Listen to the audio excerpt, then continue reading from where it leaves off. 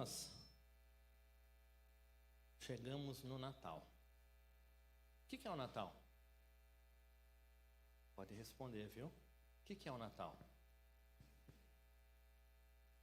É o nascimento de Jesus? Se perguntarmos para qualquer pessoa, até quem não vai para a igreja fala, é o nascimento de Jesus. Todo mundo sabe. Natal é nascimento, a palavra Natal é. Todo mundo sabe, todos nós sabemos. E aí nós temos o hábito de decorar a casa, né? Quem colocou decoração na casa? Eu gosto de lâmpada de Natal. Sempre gostei de lâmpada de Natal. E aí nós fazemos troca de presentes. Você já comprou presente para quem você ama? Já separou um? Dia desses a minha esposa, a pastora Beth, falou que tem uma nova moda do amigo secreto. Amigo secreto Pix. Muito bom. Amigo secreto Pix. Aí eu fui perguntar, lógico, o que é. Na hora você faz o sorteio de quem e de quanto. Aí faz a transferência. O negócio está ficando muito moderno para o meu gosto. Mas já comprou presente? Essa época é propício, todo mundo procura um presentinho, todo mundo procura alguma coisa para dar. Aí chega assim, é só uma lembrancinha. É assim ou não é? Nós fazemos isso. E quando criança, não tenha dúvida que criança espera presente. Não é roupa, tá? Não é short, não é tênis, é presente. É brinquedo, é isso daí, é para brincar. Mas continua, né? No Natal nós reunimos a família. Quem faz pernil, maionese, farofa e arroz sem uva passa.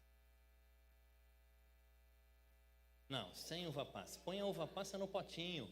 Põe no potinho, aí quem quiser, fica apaixonado com uva passa. Para não dar briga, põe arroz branco. Nós fomos ontem, eu fui com a mamãe da Beth no mercado ontem. Estava cheio. E aí só via passar Chester, peru e não sei o que lá, e não sei mais o que, e não sei o que. Pode ser também. É uma reunião de família, de amigos. Mas o que é o Natal então? O que é o Natal? É só isso. Dá presente, decora a casa, senta na mesa, come, depois levanta, volta, almoça. É só isso.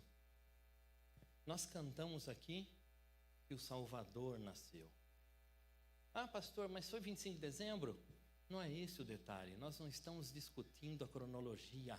Nós estamos participando, entendendo e aproveitando que todo o mundo está passando esse período de Natal. E aí o amor está no ar, aí a longanimidade está sendo praticada, o perdão, a amizade, o carinho. Ah, manda mensagem, faz 1 ano que eu não falo com você, Feliz Natal. É assim ou não é? É assim. Então, todo mundo sabe do Natal, mas nós temos que pensar, por que do Natal? Por que existe o Natal? Não estou falando da data comercial. Por que o Natal existe? Para isso a gente tem que começar do começo. Para a gente poder chegar a entender, temos que ir lá no comecinho. E aí lá em Gênesis 1:27 fala assim, e criou Deus o homem à sua imagem. A imagem de Deus o criou. Homem e mulher os criou. Todo mundo conhece essa história? Adão e Eva, todo mundo conhece essa história. Ok, aí continua. Gênesis 2:16, e ordenou o Senhor Deus ao homem, dizendo, de toda a árvore do jardim comerás, livremente, mas da árvore do conhecimento do bem e do mal, dela não comerás, porque no dia em que dela comeres, certamente morrerás. Deus, Ele criou o homem, mas Ele não criou robozinho. Você consegue entender isso? Ele não criou pequenos robôs para andar para lá e para cá. Ele criou pessoas, filhos, para poder dialogar, para poder conviver, para poder conversar. para que nós tivéssemos ideias e conversássemos com ele. E para isso, ele precisava fazer. Só tem possibilidade de demonstrar a inteligência, a capacidade, o preparo, quando você pode pensar. E Deus colocou a possibilidade da escolha. Eu respeito a Deus ou não?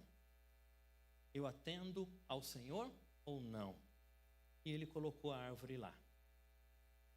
Para que o homem escolhesse, eu vou obedecer ou não? Eu vou aceitar ou não?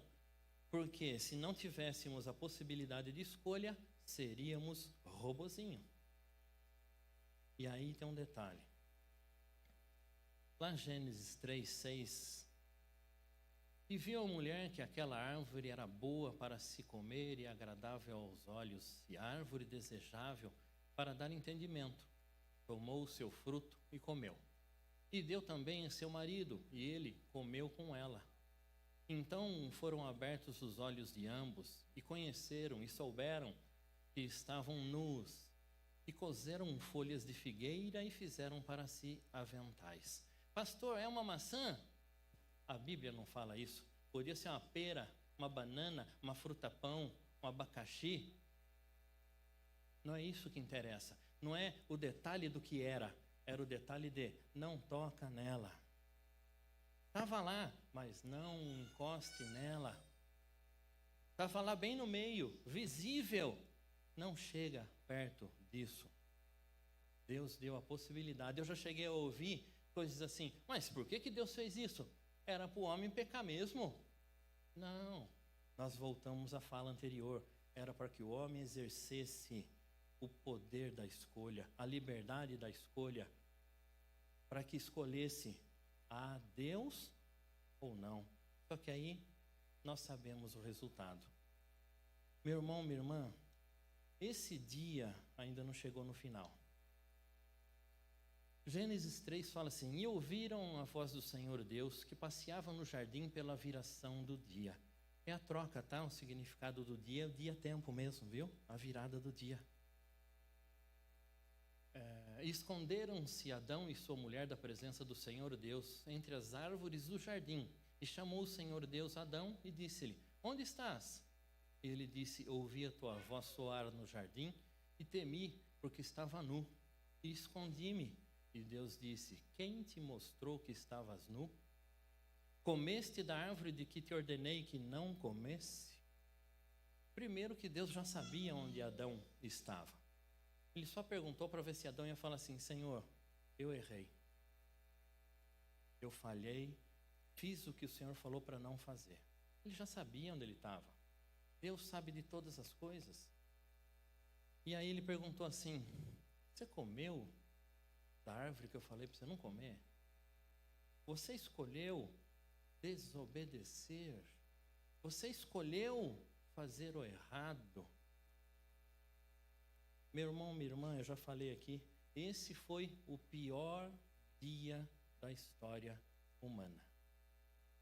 Não foram as guerras, não foram as pestes, porque tudo isso que nós sabemos de desgraça acontece por conta desse dia. Tudo que vem de mal, porque abriu a porta do mundo para o pecado, veio desse dia. Então toda tristeza, toda lágrima, toda dor, todo desespero, todo engano, mentira, traição, veio desse dia. Foi o pior dia da história humana. Então, tem jeito. E aí, Gênesis 3, 22, então disse o Senhor Deus: eis que o homem é como um de nós, sabendo o bem e o mal.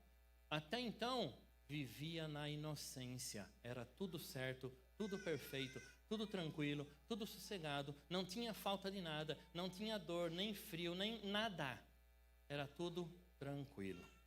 E aí continua: ora, para que não estenda a sua mão, e tome também da árvore da vida, e coma, e vive eternamente.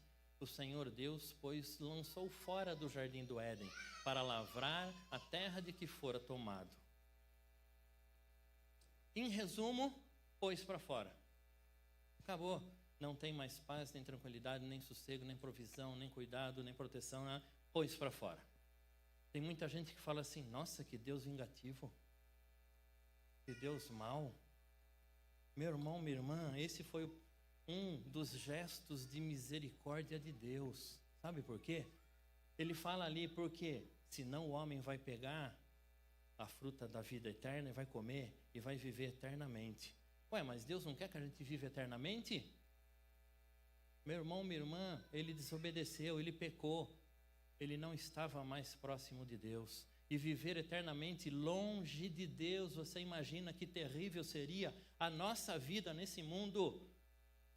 Eternamente sofrendo, eternamente passando necessidade, eternamente doente, eternamente sofrendo com as traições, os enganos, a mentira. Eternamente. Foi isso que Deus falou. Eu não quero isso para ele. Eu não quero isso para o homem. Então a gente tem que colocar ele para longe. Por quê? Eu posso pegar uma motosserra e cortar árvore? Não. Eu tenho que colocar ele para não acontecer isso. Meu irmão, minha irmã, esse foi um gesto de misericórdia para que nós não vivêssemos eternamente perdidos e longe de Deus. Aí para a gente entender a história assim, Romanos 3:3 fala assim, porque todos pecaram e destituídos estão da glória de Deus. Pastor, mas eu não matei, não roubei, não prostituí, não enganei, mas falou uma mentirinha de vez em quando. Eu vou fechar os olhos, eu tenho o hábito disso para que a pessoa não se sinta acusada. Você já marcou compromisso e inventou uma história depois para não ir. Posso abrir agora? Foi ou não foi? Foi. Aí eu vou fechar de novo. Você viu o seu amigo, o seu vizinho trocando de carro do ano, nesse final de ano aqui, e falou assim, e eu continuo com o mesmo. Vou abrir de novo. É assim ou não é? Nós somos gente. É assim. Quando fala essa frase aí, esse versículo, todos pecaram e destituídos estão da glória de Deus. Meu irmão, minha irmã, quando entrou o pecado no mundo, ele contaminou todas as coisas, inclusive o chão que a gente pisa. Ele contaminou tudo. E veio como herança, passando de um para o outro, nascido e nascendo, e foi passando de um para o outro. Por isso que às vezes nós fazemos tanto bem quanto o mal. Por isso que nós tentamos fazer o bem, como Paulo fala, mas acabamos fazendo o errado. Meu irmão, minha irmã, todos pecaram. Mas aí vem um detalhe pior. Está começando a entender o porquê do Natal? O que é o Natal nós já sabemos. Aí continua lá em Isaías 59, um texto terrível. Mas as vossas iniquidades, iniquidade é uma vida torta, desonesta, depravada, complicada, fazem separação entre vós e o vosso Deus. E os vossos pecados encobrem o seu rosto de vós, para que não vos ouça. É isso que a gente tinha. É isso daí. Depois do trágico dia, é isso daí. Longe de Deus, pecadores, e Deus não nos ouvia. Separados, distantes do Senhor, largados à própria sorte, abandonados por Deus. Não quero saber desse povo não, cada um por si e Deus por mim. Não foi assim. Lembra do gesto de misericórdia que ele fez, colocando para fora para proteger o homem, para não viver uma vida eterna de desgraça? Lembra disso? Esse é o nosso Deus. E aí, nós estávamos condenados. Condenados com passagem comprada. Quem vai viajar esse ano? Já comprou passagem? Não vou de carro, vou de avião, vou de trem. Eu gosto de andar de trem. Nós estávamos com a passagem comprada, carimbada e confirmada para o inferno. Todos nós, porque todos pecaram e destituídos estão da glória de Deus. Todos nós tínhamos já o ticket certo para ir para a condenação. Você consegue entender isso? Mas eu não fiz nada. Meu irmão, minha irmã, se você não fez nada, não era para estar aqui, já era para estar no céu. É muito simples assim, Porque se somos perfeitos e puros, nós não estaríamos aqui, estaríamos no céu. E aí Deus, nessa misericórdia, nesse mover e tudo mais, o profeta Isaías teve a revelação, isso 750, mais ou menos, 750 anos antes de Jesus. Antes de Jesus. Eu tenho 52 anos. 750 anos. Ainda falta 700. É tempo, né? É muito tempo. Quantos anos tem o Brasil? Ô pastor, que pegadinha é essa? 1.500 até agora. Quantos anos tem o Brasil? Não precisa responder não, fica tranquilinho. Tranquilinho. Essa profecia levou mais tempo para se cumprir do que a idade do Brasil hoje. 750 anos antes, Isaías falou assim, revelado por Deus: portanto, o mesmo Senhor vos dará um sinal, eis que a virgem conceberá e dará à luz um filho, e chamará o seu nome Emanuel. A tradução de Emanuel é Deus conosco, Deus próximo de nós. E ele continua, em Isaías 9, fala assim: porque um menino nos nasceu, um filho se nos deu, e o principado está sobre os seus ombros, e se chamará o seu nome, Maravilhoso Conselheiro, Deus Forte, Pai da Eternidade, Príncipe da Paz. Meu irmão, minha irmã, essa já era a profecia de que o Filho de Deus, o Salvador, viria a essa terra. Séculos antes disso acontecer. Séculos antes. E aí, para a gente entender, o principado sobre os seus ombros é toda a autoridade que pode existir está sobre Jesus. Tudo que você pode pensar que é poder e autoridade está sobre Jesus. E vem, conselheiro. Eu vou fechar os olhos. Quem já consultou cartomante, búzios e assim por diante? Não precisa responder não. Quando nós não conhecíamos ao Senhor, a gente já fazia de tudo, viu? Fazia de tudo. Quem já parou? Agora não tem mais a porteira da estação. Quem se lembra dessa época? Na porteira da estação ficavam as ciganas. Passa-lhe sua mão, vai falar o seu futuro, passa-lhe sua mão. Estou falando de coisa muito antiga, né? Não tem mais nem porteira, nem mais nada. Meu irmão, minha irmã, quando nós buscamos o conselho do Senhor, é certo, é correto e é único. A gente até pode perguntar para vários e outros, mas sempre termina atendendo ao que o Senhor fala. E aí continua. Deus forte. Meu irmão, minha irmã, o Senhor nunca perdeu uma batalha, nenhuma guerra, nenhuma discussão. Ele nunca perdeu nada. O diabo tentou, levou até a cruz, ele morreu, mas ele voltou. Ele ganhou da própria morte. E aí continua, Pai da eternidade. O que é pai? Pai é quem tem filho e cria, é isso? É isso? Estou certo nesse pensamento? Quando é pai é porque tem filho, filha e cria. Ele é o Criador da eternidade. Eternidade é um tempo que não acaba mais. Não tem fim. E aí continua, Príncipe da Paz. Eu gosto de falar, inclusive falei ontem no culto online isso. Nós temos a paz como sendo aquela coisa tranquila, sossegada, com rede do lado do riacho. É assim, não é? Acorde e levanta a hora que quiser. Isso não é paz, isso é sossego.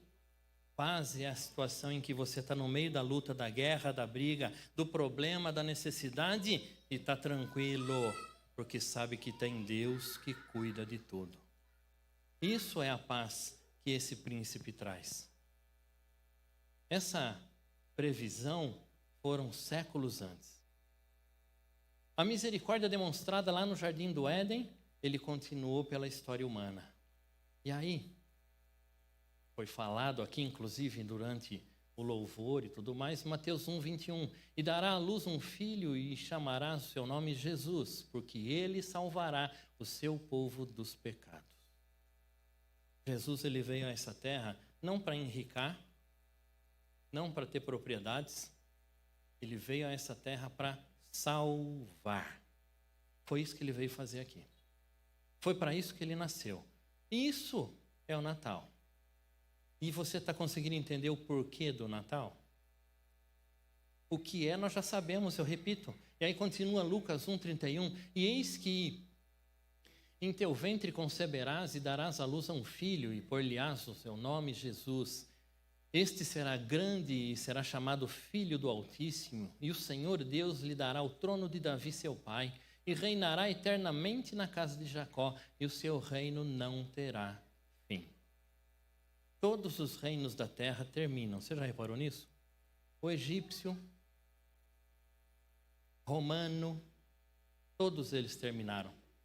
Todos eles. Tudo que o homem coloca como reinado, terminou. Termina, dura um pouco, dura um tempo, dura a vida da pessoa que está lá no poder, depois acabou. O reino de Deus, ele não terá fim. E aí nós pensamos, bom, se Deus foi misericordioso desde o princípio, é porque ele é bom, e ele é bom o tempo todo. É que nós, às vezes, pesamos a bondade de Deus no que nós pedimos e não recebemos, ou pedimos e recebemos diferente, porque nós somos basicamente como crianças. Senhor, me dá, me dá, me dá, me dá. E Deus fala assim, agora não. Ah, Senhor, o Senhor não é bom. É assim ou não é?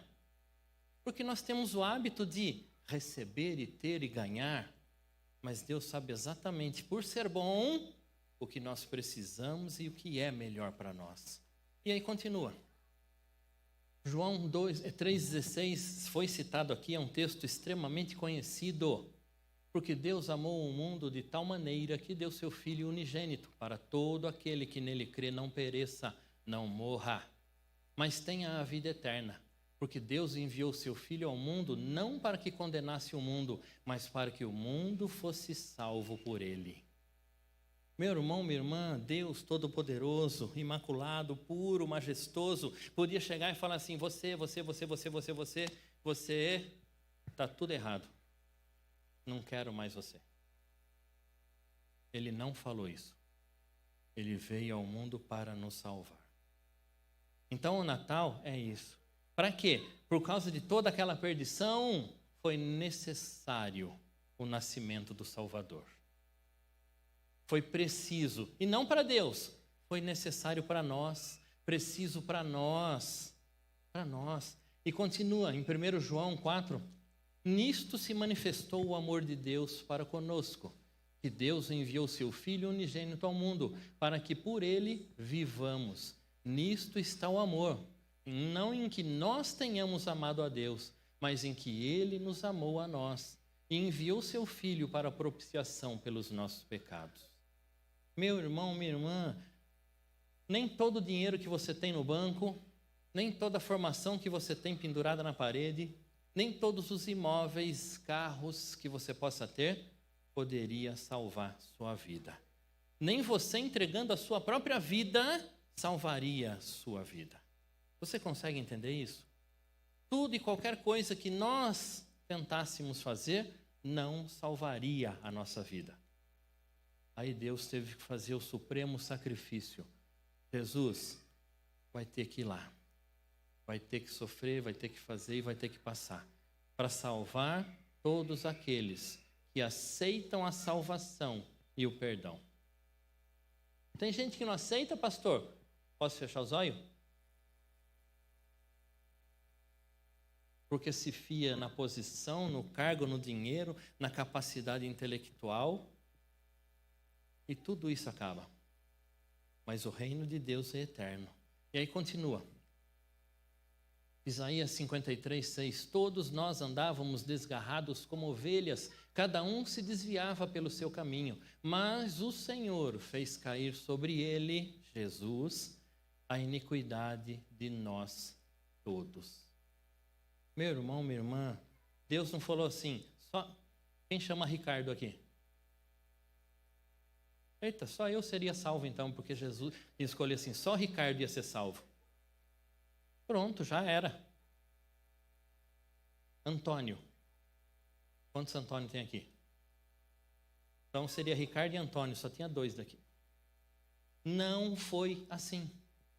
A palavra fala que o Senhor colocou sobre Jesus todas as nossas iniquidades para salvar todo mundo.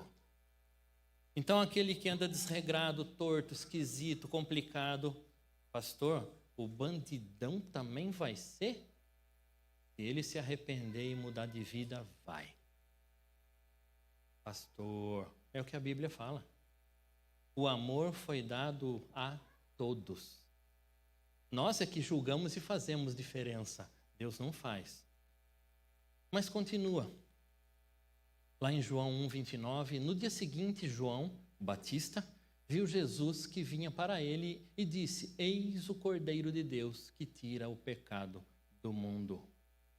Meu irmão, minha irmã, o Senhor Jesus veio para limpar e levar o pecado do mundo, para tirar o peso da condenação, para nos dar a salvação, a libertação. Foi isso que Jesus veio fazer. Por isso tudo, o Natal. É para isso o Natal. A data festiva, a troca de presente, comida, tudo bem. Mas é para isso que existe o Natal. O nascimento de Jesus foi para isso, tirar os pecados do mundo. Foi para isso. E aí continua lá, 1 Pedro 2 fala assim: levando ele mesmo em seu corpo os nossos pecados sobre o madeiro, para que, mortos para os pecados, pudéssemos viver para a justiça, e pelas suas feridas fostes sarados. Meu irmão, minha irmã, não contente o Senhor em dar o perdão e a salvação, ainda cura as enfermidades. Deus é bom e é bom o tempo todo. E aí tem um detalhe. Bom, até então tudo bem, a gente está entendendo. Só que aí vem, em Efésios 2:8, porque pela graça sois salvos, por meio da fé. E isto não vem de vós, é dom de Deus. Meu irmão, minha irmã, até para crer vem de Deus. Porque nós não teríamos capacidade para acreditar. A graça, quando fala assim, todo mundo fala, é um favor não merecido. Esse é o jargão padrão. A graça é um presente, é uma concessão, é uma dádiva. E nós não tínhamos nem como comprar, nem como fazer nada para receber. Nós não tínhamos, como eu já falei, capacidade para isso humana. Então foi pelo bem e pela benevolência e pela bondade de Deus. O plano de Deus sempre foi conviver e viver conosco. Você sabia disso? Sempre foi. Por isso que ele passeava lá no jardim. Ele ia lá para conversar. E aí, Adão, como é que foi hoje? Hoje foi tudo bem, Deus. Tudo bem? Ah, então tá bom. E o céu, como é que tá? Ah, tá bom, tudo azul. Era para isso. Era para isso. E eu ensino sempre nas orações e no culto de oração, conversar com Deus em oração é uma conversa literalmente. Você pode até colocar palavra bonita, você pode até usar coisas que você já ouviu, mas é uma conversa com Deus. É isso que Ele quer. Ele quer convivência conosco. Porque senão Ele falava assim, não deu certo, põe de lado, vou fazer outro. Só que agora eu vou fazer outro sem direito a decidir. Podia ou não podia? Deus podia ou não podia fazer isso? Podia, e se quisesse, quem ia reclamar com Ele? Quem vai reclamar com Deus? Mas aí continua. Lá em Lucas 19 fala assim, porque o Filho do Homem veio buscar e salvar o que se havia perdido. O que foi perdido? Uma bolinha de gude rajada? Todo mundo sabe o que é bolinha de gude rajada? É uma bolinha de gude cheia de marca por dentro, coisa linda. Se perdeu um chinelo de borracha? Jesus veio procurar um chinelo de borracha. Foi isso? Foi isso que Jesus veio fazer? O que foi perdido? Fala assim, nós fomos perdidos. E Jesus veio resgatar e buscar quem foi perdido. Foi só para isso que Ele veio. Eu repito e falo sempre, Ele não veio ficar rico e nem tomar o trono de rei nenhum. Porque o trono dele é eterno. Mas Ele veio para buscar quem foi perdido. E aí Ele continua. Lá em João 14 fala assim, não contente com... Espera aí que nós já... Ou é festa ou é socorro?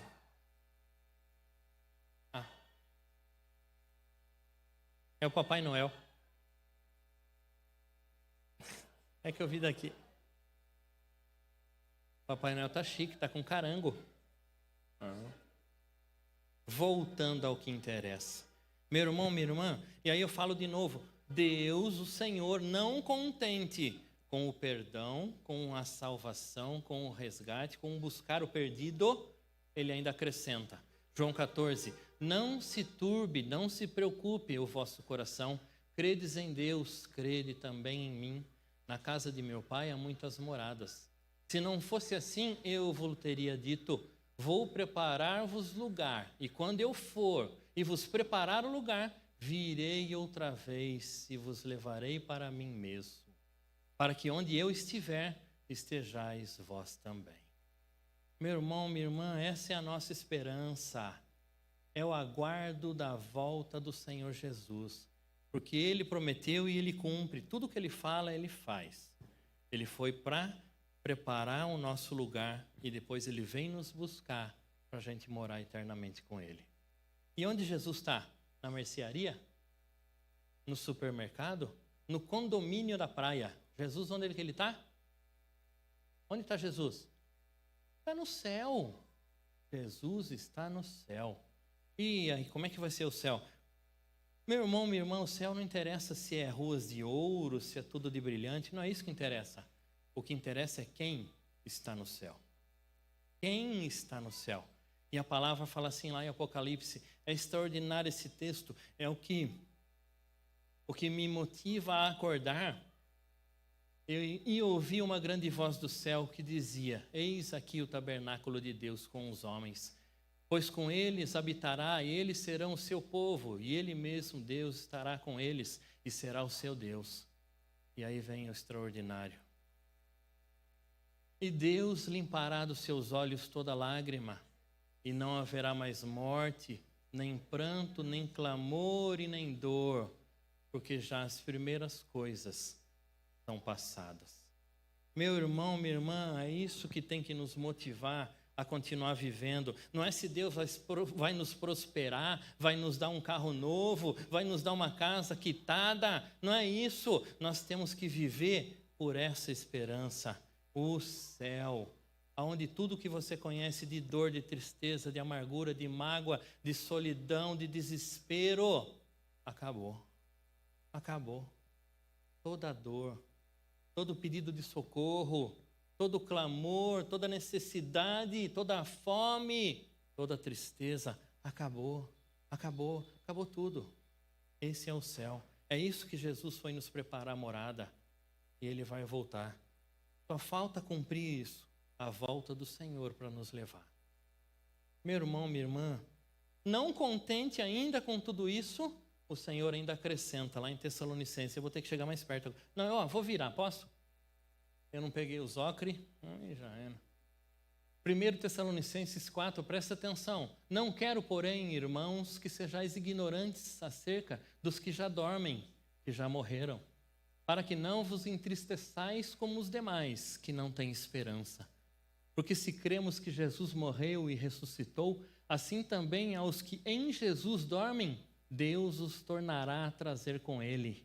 Dizemos, pois, isto pela palavra do Senhor, que nós, os que ficarmos vivos para a vinda do Senhor, não precederemos os que dormem, porque o mesmo Senhor descerá do céu com alarido e com voz de arcanjo e com a trombeta de Deus, e os que morreram em Cristo ressuscitarão primeiro. Depois nós, os que ficarmos vivos, seremos arrebatados juntamente com eles nas nuvens, a encontrar o Senhor nos ares, e assim estaremos sempre com o Senhor. Portanto, consolai-vos uns aos outros com estas palavras. Meu irmão, minha irmã, a pessoa que você amou tanto já partiu, serviu ao Senhor, e se você se mantiver servindo ao Senhor, vai se encontrar com ela de novo. Papai, mamãe, esposo, filho, filha, qualquer pessoa que serviu ao Senhor, partiu já. Você que serve e se mantendo firme, vai reencontrá-los. Meu irmão, minha irmã, quantas pessoas já não partiram e já nos levaram parte do coração embora? Quantos já não foram? E todos nós passaremos por isso mais cedo ou mais tarde, mais novo ou mais velho. Meu irmão, minha irmã, se mantenha firme com o Senhor para reencontrar todos esses. E um detalhe, se você ama alguém hoje, fale do amor e do perdão de Jesus, para que essa pessoa também se encontre com todos e com você. Vou fechar os olhos. Você tem um grande amor na sua vida? Posso abrir de novo? Fala de Jesus para esse. Fala de Jesus. Mas você não vai chegar e falar assim, você é perdido, pecador, seu errado, pau que nasce torto, não. Não é assim não, viu? Não é assim não. Você vai chegar e vai falar assim, olha, Deus me amou tanto, que entregou Jesus e salvou minha vida. Hoje eu vivo uma vida cuidada e protegida pelo Senhor. Deus, Ele ama todo mundo. Você não precisa falar assim, agora levanta a mão e aceita Jesus. Você vai dar testemunho de como a sua vida mudou, como era e como é com Cristo. A pessoa vai perceber e vai ver a mudança. Em casa foi assim. Eu conhecia minha esposa, a pastora Beth, e eu ia para a igreja por causa dela, minha morena de 1,80 m. As minhas 3 meninas já passaram ela faz tempo. Eu ia lá não porque Jesus, para Jesus. Jesus, eu não precisava de Jesus, ora, estava tudo bem, saudável, tranquilo, sossegado. Não precisava de Jesus. Ia por conta dela, e aí eu comecei a prestar atenção na palavra. E a coisa começou a ficar estranha, porque não condizia com a vida que eu tinha aquilo que a palavra falava. Mas não é disso aqui não. Não é disso aqui não, não é de dinheiro não. É da paz, da tranquilidade, do sossego, de ter a mente equilibrada, os sentimentos tranquilos. Peraí, não está certo essa história. E aí eu continuei indo, por conta dela e por causa dela. Jesus, ele faz isso também, viu? Fala para quem você for conversar que ele não precisa deixar nada. É só ir para a igreja. Ele não precisa deixar de fumar, de beber, de jogar, nada. É só ir para a igreja. O que não serve, Deus tira. E ele tira de uma maneira tão tranquila que a pessoa que nós não percebemos que ele já tirou. Nós não somos ninguém para falar assim, primeiro você deixa disso, daquilo, muda aquilo, aquilo outro, para ir para a igreja. Nós não somos ninguém para isso. E Deus não fala assim, ele faz assim, ó, isso não serve para você, isso você não precisa, isso aqui não está bom. E eu fui nessa toada, nessa tocada, e aí um belo dia, eu percebi que eu estava convertido. Porque ela não pôde ir numa campanha e eu fui sozinho. Eita, o que aconteceu aqui? E em casa, nós éramos espíritas umbandistas. Todo mundo sabe o que é isso, né? Eu nasci no espiritismo e tudo mais. E teve resistência em casa. Eu era o único bobo que ia para a igreja.